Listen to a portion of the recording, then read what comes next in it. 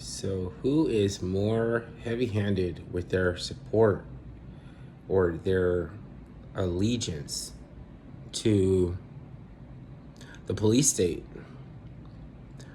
Because the DOJ is just one title or one name. They can morph and shapeshift into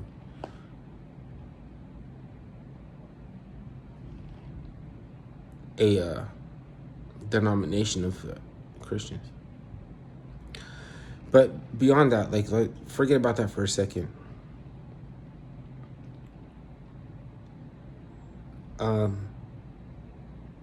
When Kamala, she was like proud to be speaking to them.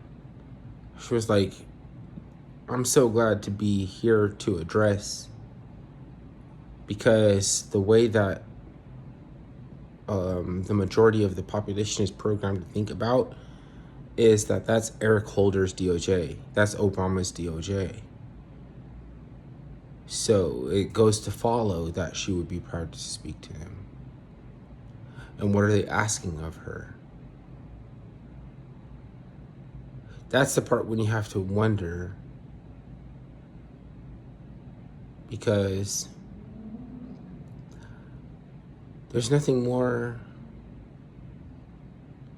racist really than that, you know? The Department of Justice. You think that I have it out for the Department of Justice because they are jailing my cousin or jailing somebody, jailing some people in my community. Oh, I resonate with the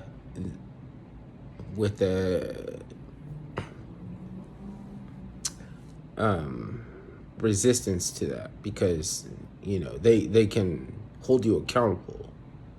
They can make you pay for crimes and stuff. So obviously, but the thing is, who wants to release all the criminals? It's not the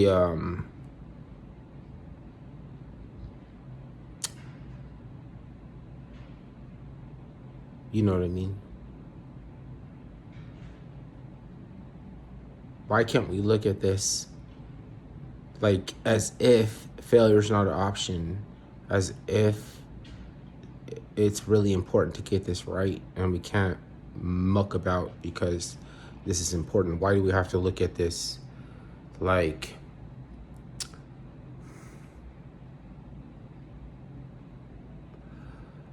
you have to be for the side of something? Because once they shapeshift into evangelicons,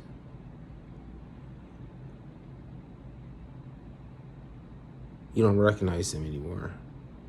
But the thing about is, it's not job interviewee, and it's not like I'm proud to talk to you. It's like you have shapeshifted into evangelicons to approach me, Donald Trump, with this Project 2025. And you already know that last time that I was elected, I had to give you civil asset forfeiture. This time you want immunity for the police.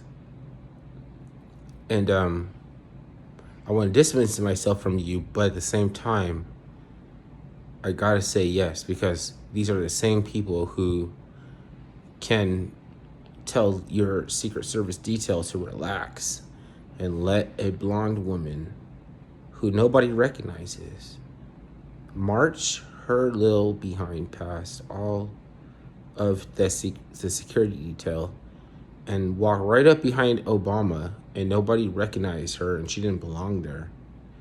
And that message got him back in line. So how can you say that that's Obama's DOJ? They selected him. They like when you are proud to speak to them. They like when it's all job interviewee. They probably don't want to have to turn into a denomination of Christian to represent grassroots They probably don't want to have to be driving around a moving van truck full of Antifa and Proud Boys. They probably don't want to have to be doing this shit. Because they could have fooled me at some point, but it's impossible now. And for whatever that's worth, we'll just have to find out. I don't suggest that it's worth much. It very well may be. Because that's something that relates to a more masses of people with a shard of the gym, with the gym shattered and split off into the elect, somebody wanted to suggest that you have to be in this club and join to be one of the elect. That's fucking perfect, but it's false. It's sweet, perfect. It's perfect lies. I find some people, very, very ideal and convenient.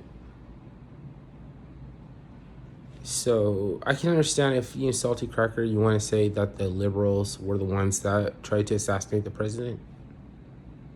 But to me, it doesn't matter because I know that the liberals are worse in the spectrum of bigotry. They're the more racist, but at the same time, it's going to be confusing people that it could be somebody that is trying to put themselves in the same camp as Trump, even if he is like acutely aware of him, trying to distance himself from them, and also guilty by association. Like, this is just so perfect. Then they cast aspersions on all of the members of the police department who see the dangers inherent in their job as just par for the course, as many other jobs have what's it called, danger that goes intrinsic with that, because like being a tow truck driver on a windy mountain road in the rain with cars rushing past you, and also you have belts and pulleys that accrue a lot of force than when you release one, or in something you can rip an arm off or something.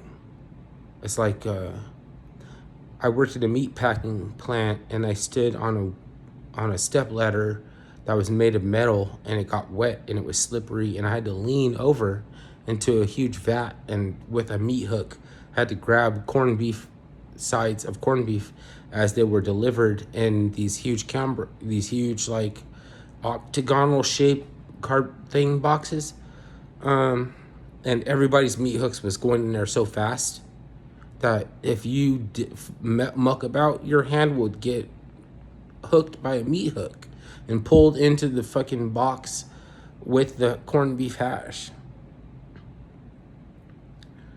I didn't last in that job that much. You gotta have a lot of respect for the essays, because they